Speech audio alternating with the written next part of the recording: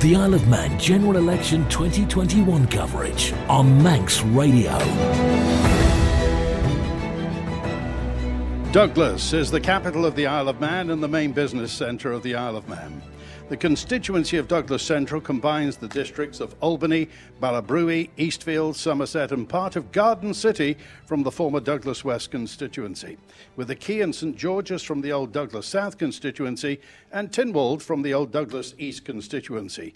Tonight we're in Douglas Central. Tonight we're live at Douglas Yacht Club.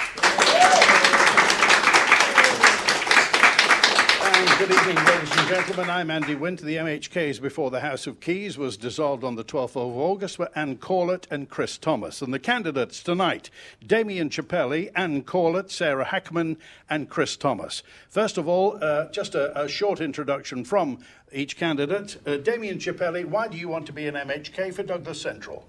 I'm standing as an advocate for change. That is because I'm an advocate. I'm a professional representative of the interests of others. I'm an advocate for change because there is so much dissatisfaction within the constituency and the island more broadly. I'm concerned about the direction of the island. I'm concerned about the size of and scope of government. I'm concerned about red tape. I'm concerned about waste. If elected, I would address these issues head on. Thank you. Anne Corlett. Thank you. I've had the absolute privilege of representing Douglas Central for the last 5 years, and I really want to continue to do so. With priorities for the next 5 years have got to be economic recovery, health, education, safety, housing and climate change. I'm passionate about social policy, and serving in health and education for the past 5 years has really given me an opportunity to start to make changes. My continued aims for the constituency of Douglas Central include suitable primary and secondary education, a decent road network, lower speed limits in residential areas, particularly around schools, reforming and the planning regulations to provide a fair and an equitable system, and to continue to work hard and represent you with enthusiasm, integrity and commitment. Sarah Hackman. Hello, my name's Sarah Hackman. I'm standing as a candidate for MHK for Douglas Central because I'm also passionate. I've been in the council for 8 years and I stood last time 5 years ago, and I feel that nothing has really changed in the last 5 years. So I'm standing because I'm passionate and I'm also a good listener, and I feel as though I can drive us all towards a better Isle of Man. Chris Thomas. If I get the mandate from the good people of Central Douglas, I'm aiming to continue the campaigns, the representation and the advocacy for the people of Central Douglas, following the plans inside this document, my manifesto, my policy agenda 2021, which include action to address health issues and so many more things. Okay, to the candidates now. Anne Corlett. What can be done in the future to make the government more efficient and use less public money? Okay, well, the first thing I think, and what I'm getting mostly on the doorstep, is overspending on capital projects, delays on capital project, the impact that has on businesses. My answer to that would be to create a capital projects unit, management unit, that had the right people in there to negotiate contracts, to make sure they're carried out properly, and actually to sanction when they're not. Damien Chappelli. Okay, I would advocate a change by way of organic reduction in the size and scope of government, and I would achieve that by ensuring that as people leave, as contracts expire, and as people move on from government, that those roles are not replaced unless absolutely necessary. So that would be an organic progression rather than a slash and burn approach. I think it's vitally important in relation to the management of capital projects that we have a three-line of defence approach, so that we have in the front line we have the civil service who know that that public money has to be protected at all costs, and then you have the senior management who must review and oversee what exactly is going on at the front line to ensure again that the public purse and the public interest is protected. And then thirdly, we've got the government legal service and COMIN as the third line of defence to ensure that as we go forward, that the calamities that we've seen unfold over the past 3 years are not repeated, and that there is a proper programme of legal risk assessment and a legal policy that is fit for purpose that you would have in a PLC. We've often referred in the past to Isle of Man PLC. Well, I want to see things done more professionally and more appropriately going forward to protect the taxpayer's interest. Chris Thomas. Very good points. We made good progress in setting up the capital projects unit suggested by Mrs. Corlett. We now need to implement that. Mr. Chappelli has made a very good point as well that the trends that are in process with the public service need to continue and they need to be intensified. And what I'd add in is that we've got to stop buffeting the public service from this place to that place. We've got to stop battering them. We've got to give them clear direction from the Council of Ministers and from Tim Wood, and then we've got to support them to do what the direction is and what it implies. And most importantly, we need to challenge them professionally. And I think we've probably overstated the capability of politicians in some of the technical areas to challenge the professionals doing it. And that's why I'm a big advocate of the concept of putting boards around key topics like Manx care, like something in education similar, like something in buses similar, and so on. You could argue we're going back to the 1980s in this, but what was lacking in the 1980s was political direction and conflict about politics. If we can get it right and we can have political direction and we can have professional management, we'll be in a better place than we have been for 10 years or so. Sarah Hackman. Right. At the moment, the departments aren't working together, and that is causing money loss and also working in silos. They're building up walls between each department, so they're not actually talking to each other. So there's some strange ideas that come out that you think if they all work together, then they would have been dealt with. So also, we're not encouraging the government to actually save money. We're paying the senior management because they have large budgets, they have lots of people. There's no incentive to actually save money and save people. So we need to perhaps give less long-term contracts. So fixed term contracts are say 3 years, and then if they've actually done something, as in they've saved money, or rather not spend as much money, they've cut staff organically, as Damien says, then we would then reward them then, rather than just keep promoting them. So there. Okay. Now to the image of Douglas, the potentially Douglas Central MHKs. I want to ask the potential MHKs now. First of all, Damien Chappelli. Do you think Douglas is a world-class centre? Is it world-class? No, I'm afraid I don't believe it is. It's very clear when going around the doorstep and talking to the constituents that they're extremely unhappy about the condition of roads and pavements. These are fundamental infrastructure issues, and we've seen decades of neglect. I've seen it firsthand myself as I've walked around. I've been really shocked. I've been really quite moved at times by the passion and the distress caused to Douglas Central constituents. So as we look around the capital, it's clear that there has been neglect, and that relates to the fact that there's been a failure to address key priorities that matter to people. There has been, it seems to me, a drive from where I'm not quite sure, but a drive for these seriously large and extended capital projects that are to some extent flights of fancy, whereas at a grassroots level there are people screaming for improvements to roads and pavements, parking infrastructure, the issue of speed, and so forth to improve the quality of life. Well, the Isle of Man is an international finance centre. You've lived in Luxembourg. How does the Isle of Man compare to Luxembourg? Well, the infrastructure is much better. The condition of streets and pavements and the parking infrastructure is at another level. You know, there are far more Wi-Fi zones for those who are just wanting to connect to the internet. And more particularly, public transport is free completely. So whether that's a tram, a bus or a train, it's completely free. And of course that's very attractive to visitors as well as residents. It's also more environmentally friendly because it discourages people from using cars. I find myself rarely using my car because of the excellent public transport, and you could connect with an app.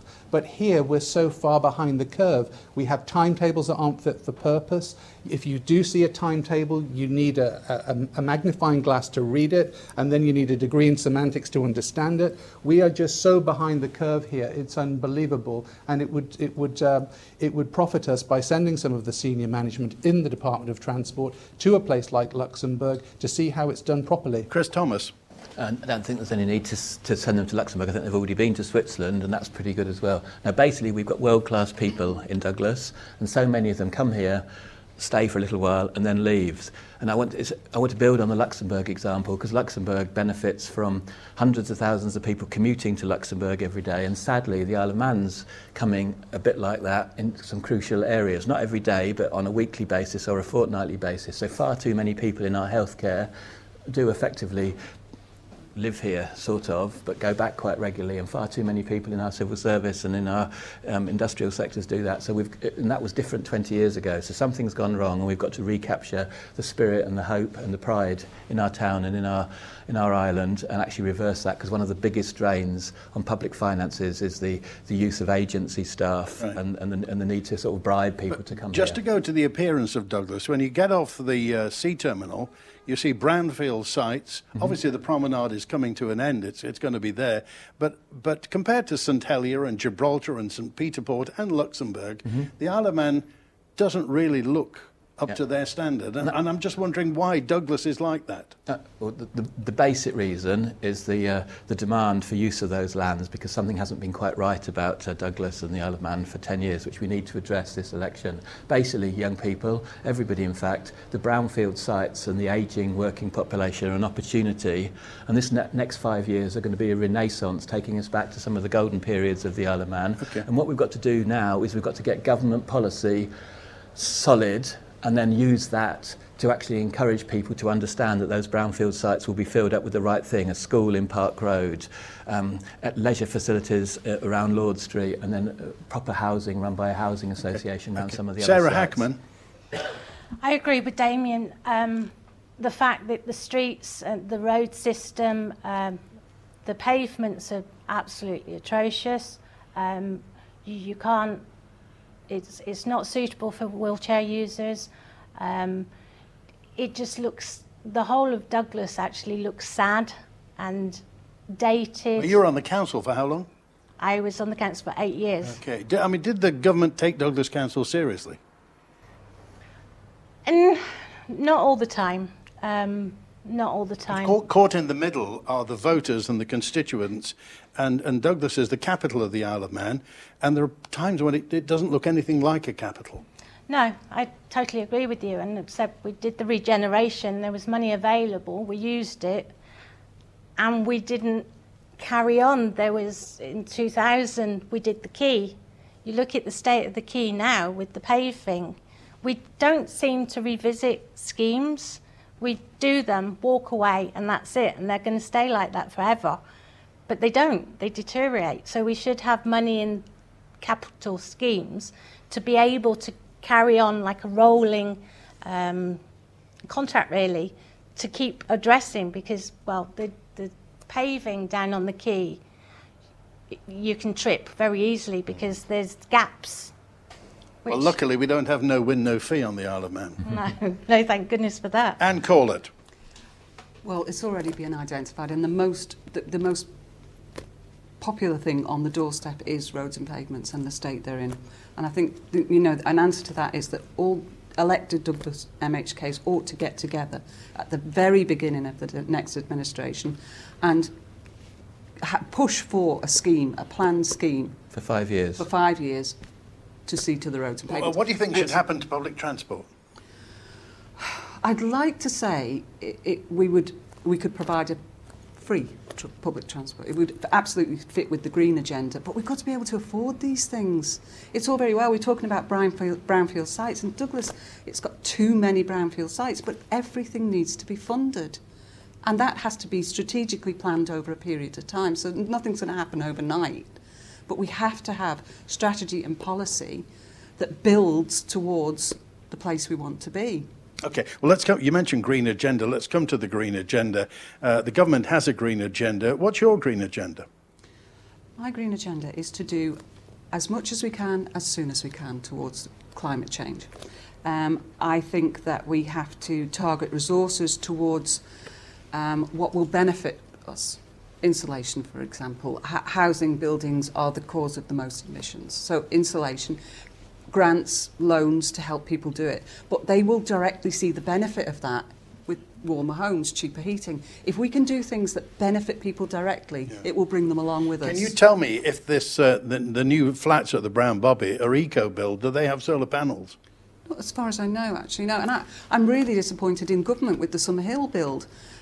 Being on the department for 5 years, we were very keen to have ground source heat pumps or air source heat pumps. It's heated by gas. So, I mean, if government can't lead the way in this... And can you see how voters, the public, would see that disconnect and Absolutely. say that I see it. the government is preaching the green agenda and turn around and build brand new flats and don't do anything Exactly. with them? Okay, and they have to lead the way. Sarah Hackman. I totally agree.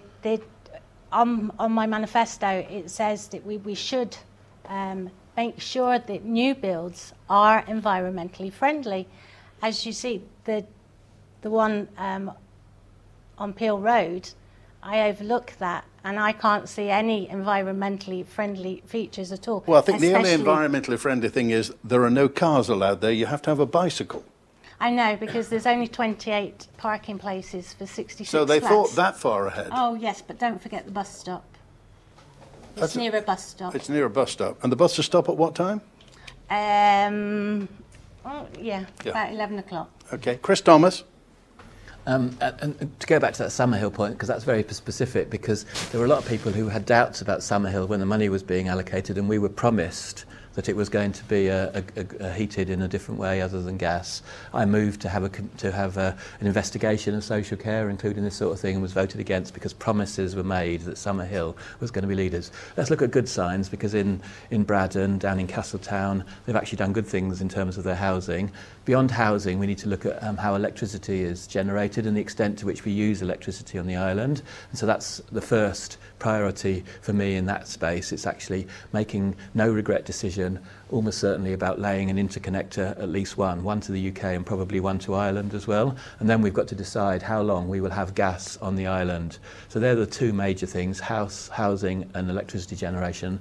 And I'd also like to agree with Anne, we need to make sure that the current housing scheme is extended to include basic refurbishment of houses to make them damp-proof and to make them have adequate roofing, because it's pointless being eco-friendly if you get them wet. Paid for by whom? So we've got to use the economic recovery funds and the climate change funds for that, because we have massive issues with housing in the Isle of Man, and we've got serendipity that we've got two goals that we can meet with the same policy responses. And the other point is basically the environmental scheme to do with trees and wildlife and biodiversity was devised by farmers and people who live in the country for farmers and people who live in the country. And if you live in Douglas, you can't apply as a community group or as anybody, in fact, for any scheme inside the boundaries of Douglas, because it's not agricultural land, and that is absolutely ridiculous and absolutely discriminatory, and that needs to be changed urgently. Damien Chappelli.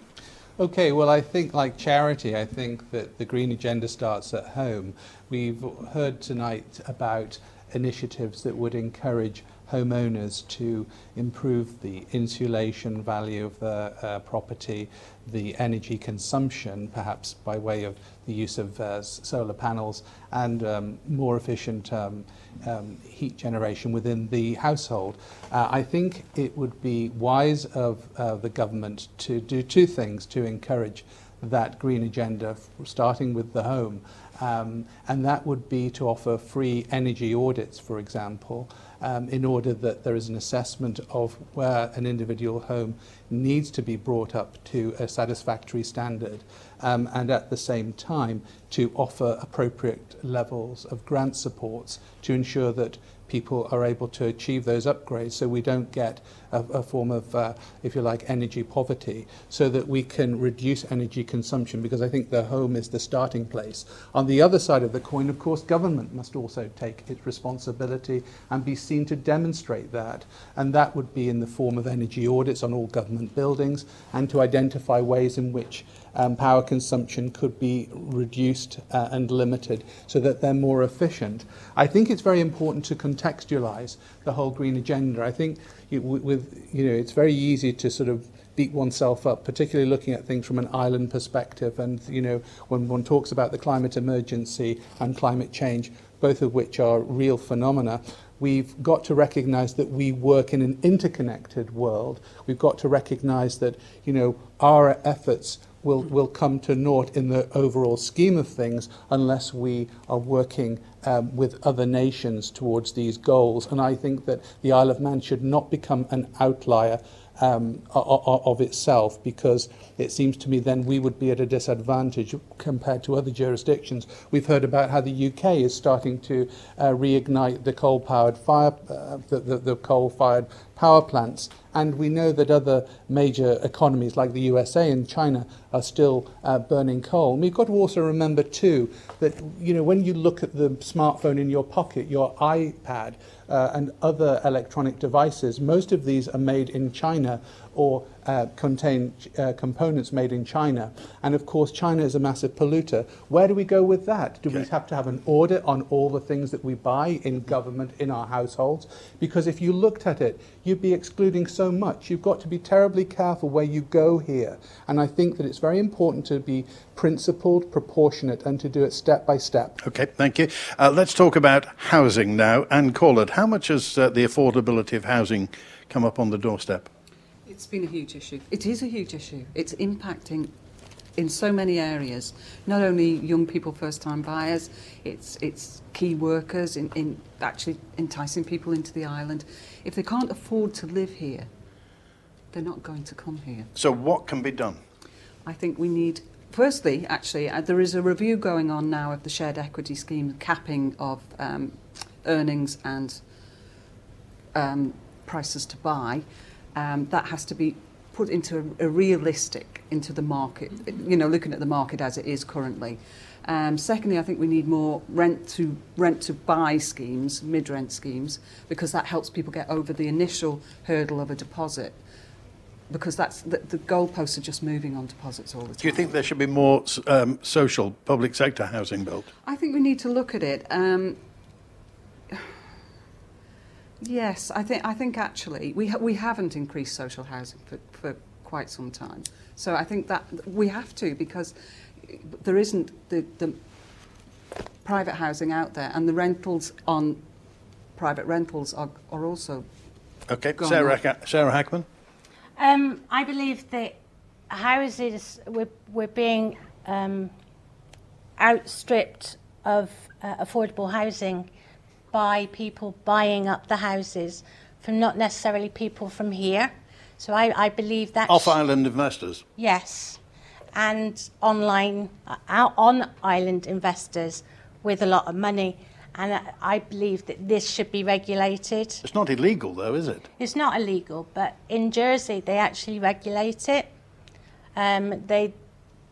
They have to register that they're buying these houses, because obviously they're buying these houses and then they're renting them, and then they can put, it's not me, then they can rent them for more or less what they want, because they haven't brought in the landlords. Are we storing trouble up, though, by not allowing young people, young families, to get onto the property ladder, and also blocking the way for older people to downsize? Yeah, I totally agree that we have to do something. And social housing, because there's a stigma from probably my age that you have to buy an asset, you have to buy one. You don't become successful unless you buy, whereas we shouldn't all consider that. Not everybody wants to buy a house, so we should increase social housing as well. Okay, Damien Chappelli. Okay, from the limited discussion I've heard tonight, I think it's very important that we don't create a bogeyman. I think to the extent that there is a bogeyman at large that's created this problem, I think it's the current administration. There is nothing new about housing crises on the Isle of Man. You can go back to the late 60s when the Isle of Man, as a matter of policy, encouraged settlers here. There was a huge demand for housing at that stage. House prices basically doubled between 1967 and 1992. The same thing happened in the late 80s as the economy took off. And then again in the late 90s, between 1997 and 2001, when I bought my house, I saw house prices double also. I think that it is basically an issue of supply and demand. I think talking about financial options and government intervention using shared equity and so on is all very well, but unless you address the fundamental issue of supply and demand, you will not get anywhere. And Build more houses. I talk about brownfield sites being developed, such as the Park Road site that was allocated some 7 years ago for sheltered housing and first-time buyer units, and other brownfield sites where, through a lack of leadership and determination, these issues have been allowed to lapse. And so yet another housing crisis looms. It is at the doorstep of the current administration. I place this because it is about supply and demand. You've also got other issues such as, and very valid points have been made in other hustings, such as the fact that there are unoccupied properties. Clearly, as a national resource, we need to adopt measures such as a carrot and stick approach by virtue of rates or maybe some kind of adjustment in the tax system to ensure that properties are not just left abandoned. And so, to me, brownfield site construction, I think we could look at redeveloping and repurposing the growing quantity of unused office space, particularly post-COVID. I don't think that a lot of that office space is going to be used up. I've talked about more construction of first-time buyer units, and of course, the unused properties. So, just would you make the Park Road site a priority? Well, I think that, along with sites like the former Victoria Road prison, absolutely, they need to be investigated and a proper discussion had, not simply the fruits of internal discussions between civil servants and the current administration. Chris Thomas. I firstly agree with two things that Mr. Chiuelli has suggested. The first one is it is a fault of the last government, but also the one before that and the one before that. So in 2013, 3 ideas were firmly on the table, none of which have been taken forward. The first one then was to set up a housing association. We still need a housing association to locate professionals and to do professional things.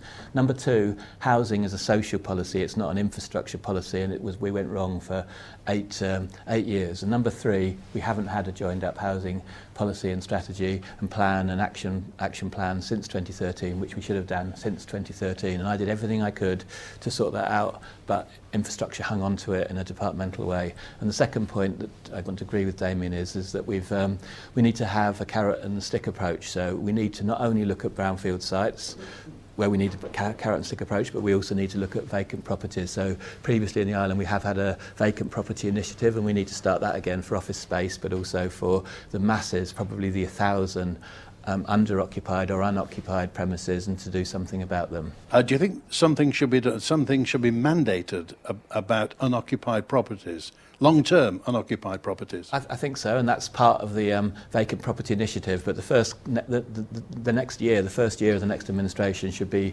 working with the council in Douglas, using their wardens and the information the council has, because I think they have much more information than the government does, to actually get inside the people's heads who are responsible for these situations. Okay, just briefly, Sarah Hackman. I'm not asking you to speak for Douglas Council, but would that be something the council could facilitate? Well, absolutely, because, we're one government, really, aren't we? Okay. Right. It's 29 minutes now past 7 o'clock. You're listening to Manx Radio, live tonight from Douglas Yacht Club. It's the final of our live get-togethers with candidates. We're with the candidates for Douglas Central, Damien Chiuelli, Anne Corlett, Sarah Hackman and Chris Thomas. It's now the time when we go to the audience at the Yacht Club to hear what they have to say and their questions. Sir, your name and your question. My name is Ken. And I ought to tell you that I'm married to Anne Corlett. Well, that's your declaration of interest. What's your question? Yes. Right, I've got a question. How important do the candidates think that you ought to live in the constituency? Damien Chiuelli. Okay. Well, I live just outside the boundary of the constituency, to be completely transparent. But for over 40 years, I was part of Douglas West. I knew all the MHKs, going back to Victor Neal, Dominic Delaney, the late Jim Kane, John Shimon, and indeed I knew Chris because I actually supported Chris when he was first elected. So I think I have a very strong connection to the constituency. I've lived in I've lived in Douglas West. I attended school in the constituency. I've also worked in the constituency. Okay, Sarah Hackman. Well, I do live in the constituency, so But then it was all separated out. We were in Douglas South for a while, or a long while. So, but yes, I feel it is important because you are representing the people. And you feel a connection with the area. You know the place back to front. Well, mostly. Yes. Yeah, so yeah, it's a lot easier to work with the people because you should be seeing them every day. Okay, Chris Thomas. I lived in the constituency in 2016. I didn't in 2013, and that wasn't because I moved, that was because the constituency moved. So I think it's important to understand and to know the area in which you live and represent, because they're one and the same. But Mr Corkish was a well-known representative for Douglas West, and he lived just outside the constituency, and I did for 3 years. So it's an important issue, but it's not the paramount issue. Okay, and Mrs Corlett.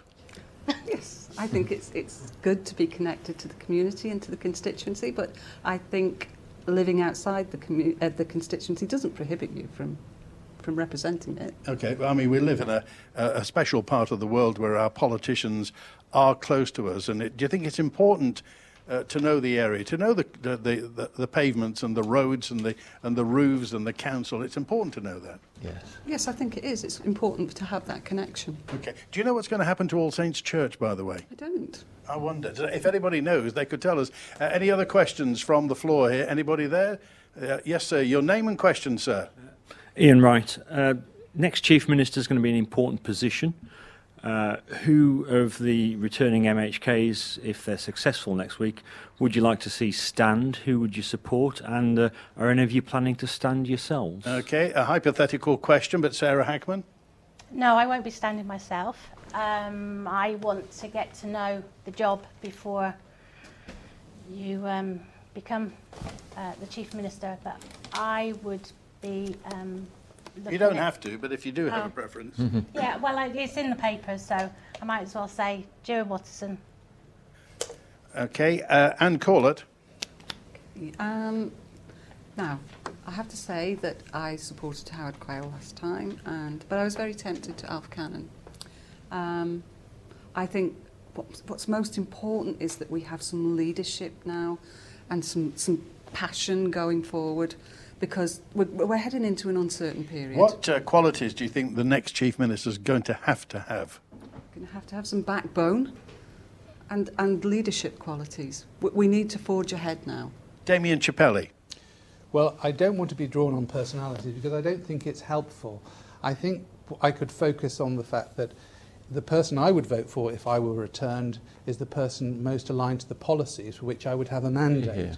And I think that's very important. And I think, too, in terms of personal qualities, it's very important that whoever is the Chief Minister is somebody who can listen to a variety of views and can accept that sometimes the views differ, but to try and take people on board nevertheless, even if there are differences of opinion. And I think it's very important to foster a very good team spirit amongst the members of Comin and the broader House of Keys membership, because without that then you can sow disaffection very quickly if people don't think they're being listened to. I talk about the power of representation. That's what I'm about. I'm an advocate by profession, and so it's very important that you feel that your representations, in this case made on behalf of the Douglas constituents, are being taken into account in policy making and decision making. Chris Thomas. Well, you asked me that about 18 months ago, and I made some sort of flippant answer about perhaps the Isle of Man could have a female Chief Minister next time, and that's grown legs, and I think there are a number of Chief Minister candidates selected in the newspaper answers. But more importantly, I'll come to the question that you asked and dismiss your question as being the right question at this stage in a moment. But before I say that, whoever is Chief Minister or First Minister has got to win one of the 12 constituencies. They've got to get most votes in their constituency. So there are 12 candidates for Chief Minister.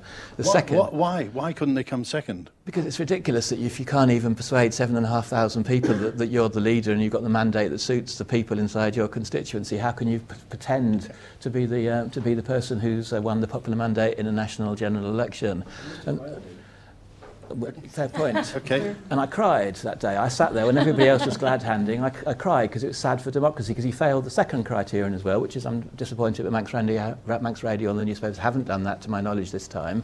But last time there was an opinion poll of about 700 people on Manx Radio, and Mr Quayle came third. And to me, the person who leads the nation has got to have a genuine popular mandate, and that we would be looking for proxies for it. So to answer your question as well, I would like the Chief Minister to be one of the ministers. At the moment we have a maximum of 9 ministers and the Chief Minister, and you asking that question and the newspapers asking that question and Andy Wint asking that question builds up the idea that the Chief Minister is presidential, and the Chief Minister is not presidential. They've got to be an authentic, listening leader with a team behind them in the House of Keys and the wider Tynwald and the wider Manx public, and that's characteristic number one. And there are a few of those around, but none of them as yet has come to the fore in the way that they will need to win 13 MHK's votes. Okay, any more questions from the floor? If not, I've got loads more from people who've... anyone? Have a think about that. And the one is regarding... Excuse me.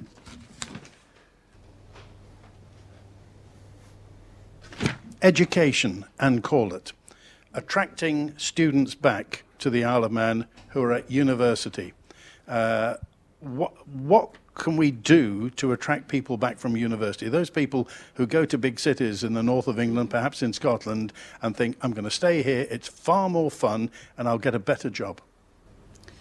Yeah, and actually I was talking to some students up at St Ninian's today, some sixth form students who were preparing to go off next year to university, and I asked them why, or what would make them stay. And their answer actually was about nightlife and things to do. But I think it's broader than that. It is about housing and accommodation. Students don't always want to come back and move back in with mum and dad. So an opportunity to have their own place. And some students will not come back initially because the job opportunities are not here and will never be here to develop their careers because we just don't do those sort of things. Damien Chappelli. Well, I think it's a combination of things, and I think it's very important to touch base in relation to the economy more generally and those things that are hampering the economy developing, because we need to diversify our economy so that there are the jobs here for the students to return to. And one of the obstacles is red tape, and in particular the dysfunctional banking system we have. Now you may ask, well, what's the connection between young people returning and a dysfunctional banking system? Well, I shall tell you, and it is this, that it is hampering investment in the island, whether you're looking at hotel, leisure and exhibition facilities, or you're talking about an investment in terms of housing or apartments to rent, or indeed the creation of jobs. We need to tackle the harmful regulatory culture and policies that we have at present. No other candidate is calling this out. I am. I have spoken to a wide variety of leaders across the different economic strata of this island, and overwhelmingly they are telling me we need to deal with red tape and we need to deal with our dysfunctional But there's a banking government system. department called the Department for Enterprise whose job it is to facilitate industry coming to the Isle of Man. Well, if your banking system is not supporting it because the hoops they have to jump through, the time frame... They just can't open a bank account. They are hampered from opening a bank account, yeah. And unfortunately, because of a lack of leadership under the current administration, because of the, I don't know whether I'd call it some sort of fear or undue deference towards the FSA, our regulator, we are not making progress. It needs to be dealt with, and I am calling it out. Chris Thomas.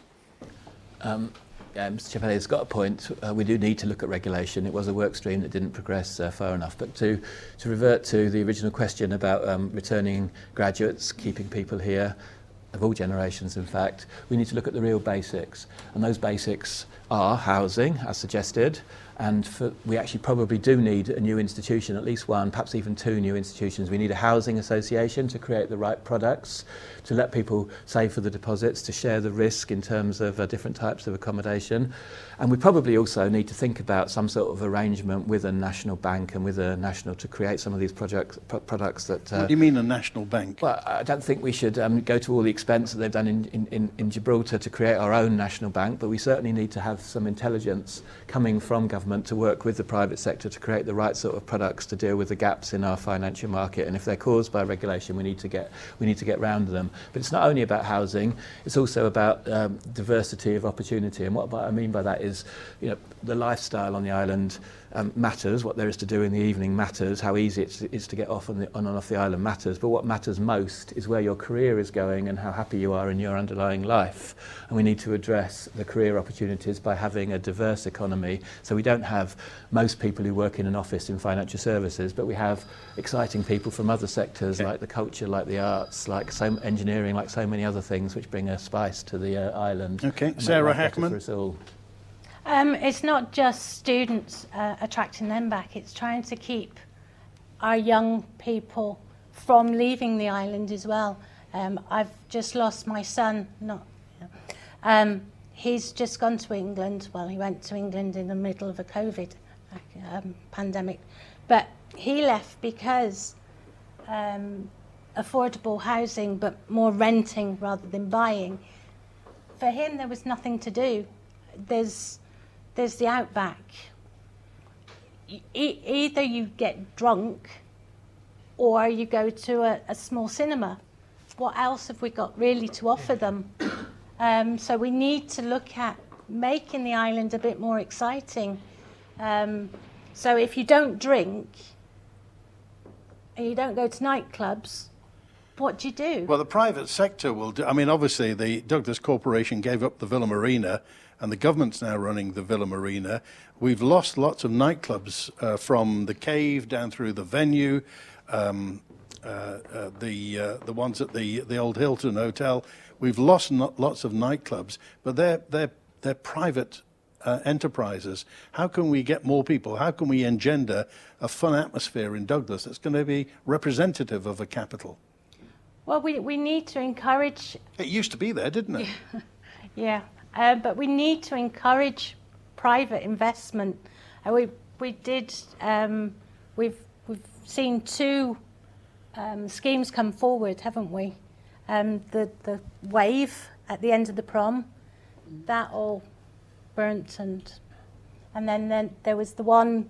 There was going to be a multiplex cinema on Lord Street, or around Lord Street. And when are they ever going to do anything with Lord Street? Absolutely no idea, but we need to keep plugging, because we're going to lose all our young people. But you do understand, the public will drive by Lord Street every day. There are people that will have come to the Isle of Man and left, and Lord Street's still been a bomb site. I know.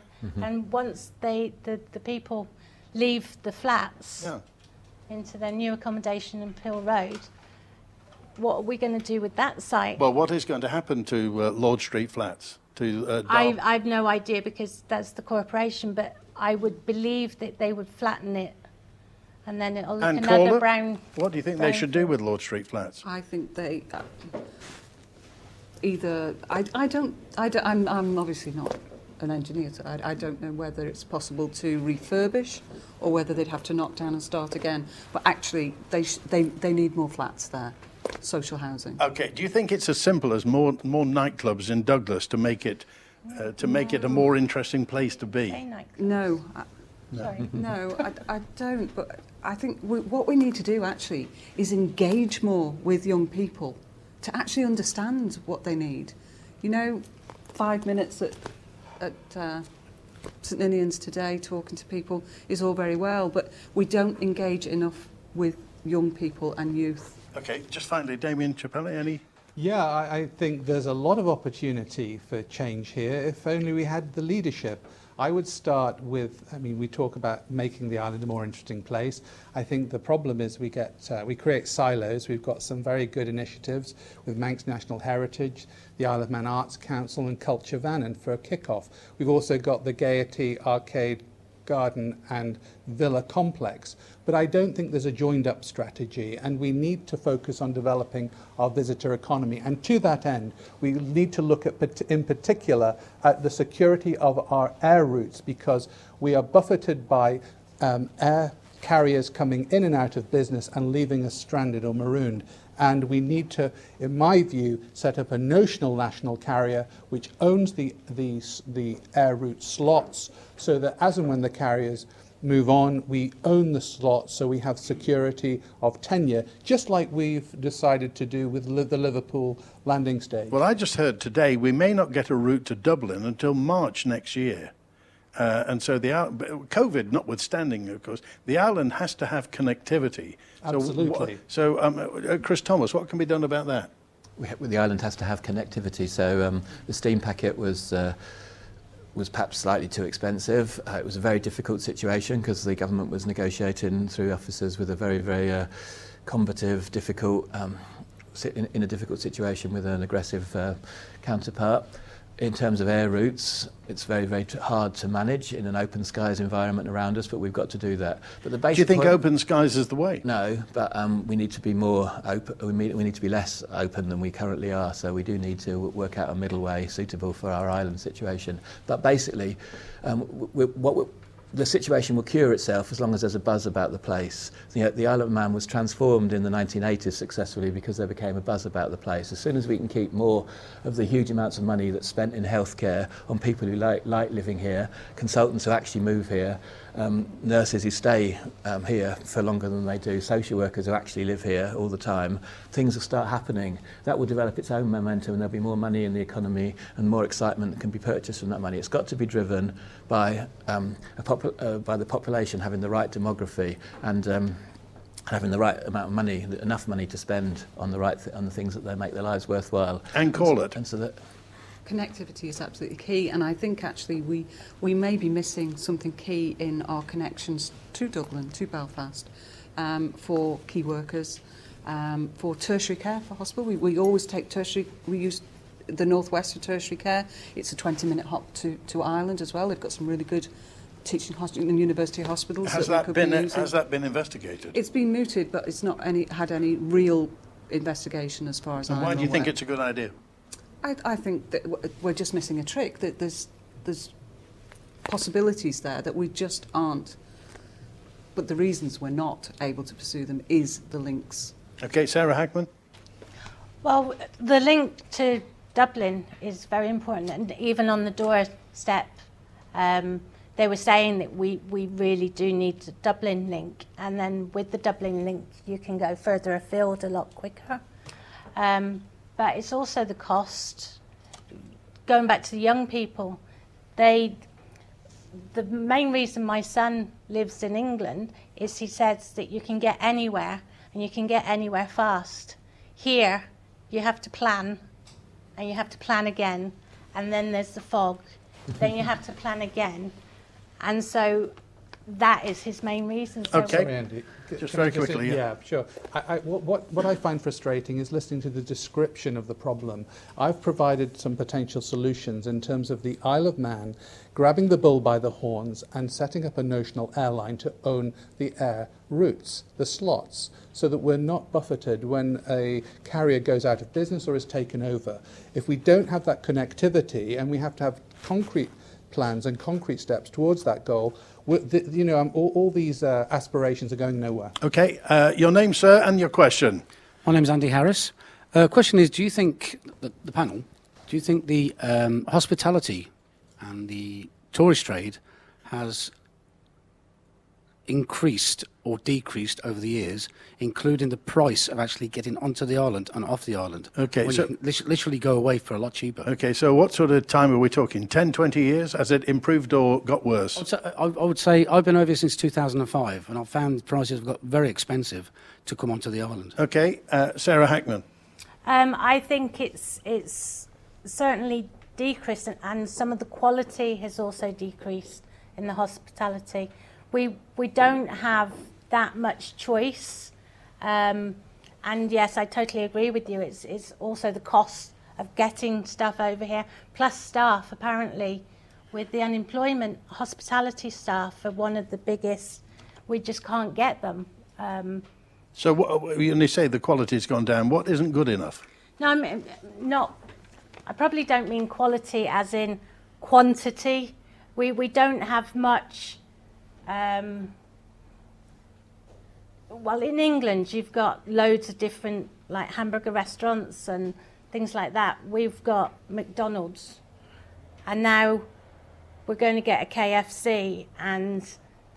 You're saying we don't set our sights high enough? Yeah. Okay, Chris Thomas. Yeah, Mr. Chappelli makes a good point. In the sea services area, we now have prices linked to Manx CPI rather than a foreign CPI. And we need to do the same in terms of slots and routes and prices and service levels in air, and that's what I meant by a halfway house. In terms of the local hospitality, leisure sector, I would like to think of it as, to twist it round. If it's good for us to live here, people will want to come here to find out what's good for us to live here. So it's a virtuous circle.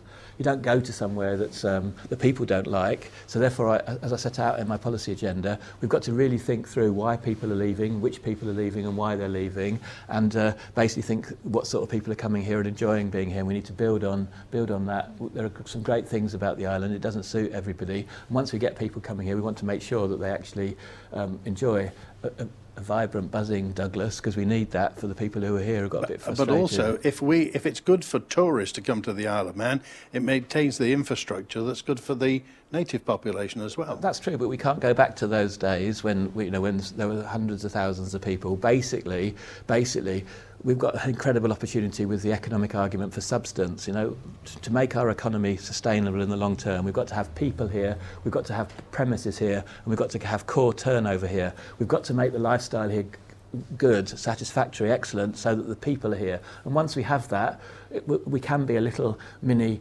Barcelona or Amsterdam or Paris, because people will want to come here to find out why it is that we've got the successful stuff. All right, Damien Chappelli. Yes, but I think one of the issues is about confidence in the island. We've touched on the fact that our connectivity isn't up to scratch and we need to take concrete steps. But unfortunately, the perception that there's been bias towards one particular hotel group, namely the Sefton Group, whether it was the fact that they could basically sit on the Castle Mona, a listed building in Manx terms, and that there was seemingly no enforcement action, the fact there was an arbitrary loan granted to them to shore them up. And we've just seen the standards nosedive. And people will look from the outside and see, combined with our poor and dysfunctional banking system, that why would you invest in the island? And I would also say, why in 60 years has there not been the grant or award of an additional casino license? I mean, this is the island of e-gaming, and yet it seems to me, again, from an outsider's point of view, one could perceive there being a bias towards the Sefton Group, that somehow it's so connected to the establishment that there hasn't been that award made. Didn't Mr. Goubet get a casino license? I think Mr. Goubet was awarded a casino license, but it didn't progress. It didn't progress, but, there's still it took, in 50 years, maybe one was granted, but it didn't progress. So why aren't we granting another? Because I don't think it's being used properly by the Sefton Group. Okay, and call it. Okay, well, firstly, I don't think, quite honestly, another casino licence is going to encourage tourism to the Isle of Man.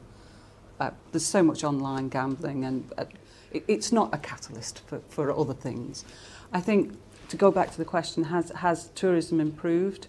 I think it's changed. And the hospitality trade. I think it's changed. People's expectations have changed over the last 20 years. And the concentration now is more on niche holidays, which I think is the right thing to do. Heritage, walking, cycling. I think we're missing out something with the marine and the coastal things, actually, that could be developed more. There's a lot of people interested in that sort of thing. Hotel, I do think we need to up our game as far as accommodation is concerned. People don't want to come and stay now and have to go down the corridor to the bathroom. And what about those hotels that look like broken teeth on the promenade, the closed down, boarded up, sad-looking, fly-blown hotels? What do we say to the tourists who look at those? Well, this is it, isn't it, really? And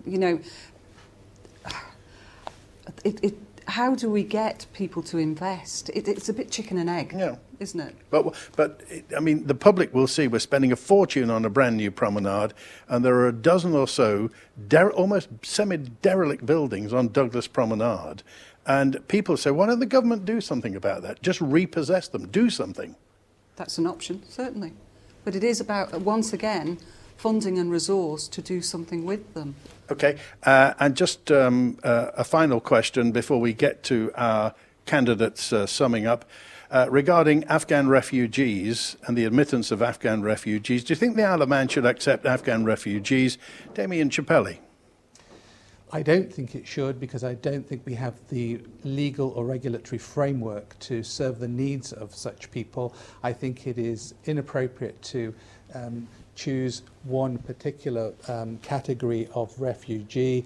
If we accept Afghan refugees, assuming that we actually put the legal and regulatory framework in place, we would be open up to a much broader range of refugees, and we would have to consider what infrastructure we had. I think it would be appropriate to make a donation towards that cause, and indeed other refugee causes, consistent with our relative wealth. Briefly, Anne Corlett. Okay, I think that we have to get the policy right for the Isle of Man. I don't think we can carry on discussing this every time there's a conflict in a country or a disaster happens. Okay, Sarah Hackman. I agree with the other candidates. We've also got to start concentrating on our own homeless. We've got 200 to 400 people who haven't got a bed. So let's start at home. Okay. I agree with the funding, but I think we really need to look at our own homeless. Chris Thomas. The Isle of Man's always welcomed migrants. More than half the people in the island came here through choice rather than being born here. And participating in asylum seeking schemes and refugee schemes is slightly different than just welcoming migrants, and it's more complicated. Okay, now is the time where each candidate will have 1 minute to sum up why they think you should vote for them. Chris Thomas. Because I'm capable, I've got a track record to demonstrate that capability. I've laid out clearly the plan for 5 years of government, which builds on my campaign priorities in recent years. If the people of Douglas Central trust me again, immediately we need to set out to do things. The first one locally would be to continue the motions that I started with Mrs Corlett in Tynwald to reverse the plans for a large mast in the middle of our conservation area in Selborne. Secondly, to have a rational support for community hubs and libraries to reverse the decisions that seem to be taken for family library, and we need to begin that 5-year plan for pavements and roads. In national priority, we need to heal healthcare. We need to immediately go to the strategic plan, which is integrated with government plans, so we get a better settlement. We need to sort out the housing crisis with the practical measures, but most importantly, we need to remember that we're a society of many generations, and also that we've got to get the economy right, and if we get the economy right, public service will be right. Sarah Hackman. The biggest issue facing the Isle of Man in the next 5 years will be the economy and how to strengthen it. I believe it's in a very fragile state due to the numerous factors, including the vast long-term effects of the COVID pandemic. The challenges need to be clearly identified, and it will then demand strong leadership from men and women in the House of Keys who are not afraid to make decisions, difficult decisions. I am one such woman, fully prepared to face stark realities. Areas that we'll need to tackle are how to retain people on island, improving infrastructure, education excellence, improve health care provision, affordable housing and environment. All these areas are interlinked. Why me? I will serve the constituency and the Isle of Man with integrity. The one person who says what she means, keeps her word, and I will not lie to you. I will always listen to the person on the street, understanding what the Isle of Man's needs on every level, not only for now, but for the future of our children. And Corlett. Thank you. I live in our constituency, and I feel a part of our community. I'm proud to be Manx, and I want to keep the good things that we have and change the things that are needed to change. The past 5 years for me have been a huge learning curve. And I couldn't have said 5 years ago that I could hit the ground running, but I can now. And I just want to use that knowledge and experience that I've gained to represent the constituents of Douglas Central to the very best of my ability. Damien Chappelli. I am an advocate for change. I am Manx born. I have a history and a heritage that goes way back. I passionately believe in the island's future. I believe I could be an advocate, a professional representative for the constituents of Douglas Central and advance their interests with passion, with determination, and ensuring that the drive and the leadership is there to ensure that outcomes are optimized. I am very concerned about the waste, about the bloated public sector that needs to be brought back into proportion. I'm concerned about the red tape, which I've talked about at length, and that needs to be tackled head on. I am not afraid of having the difficult conversations and challenging those institutions that I believe have been holding us back. I believe that on Thursday you should vote for me if you want to see that change. Thank you very much. They're your candidates, ladies and gentlemen of Douglas Central, Damien Chappelli and Corlett, Sarah Hackman and Chris Thomas, and this has been the final of our 12 debates out and about in the community. I'm Andy Wint, and tonight, for the final time, we've been at Douglas Yacht Club.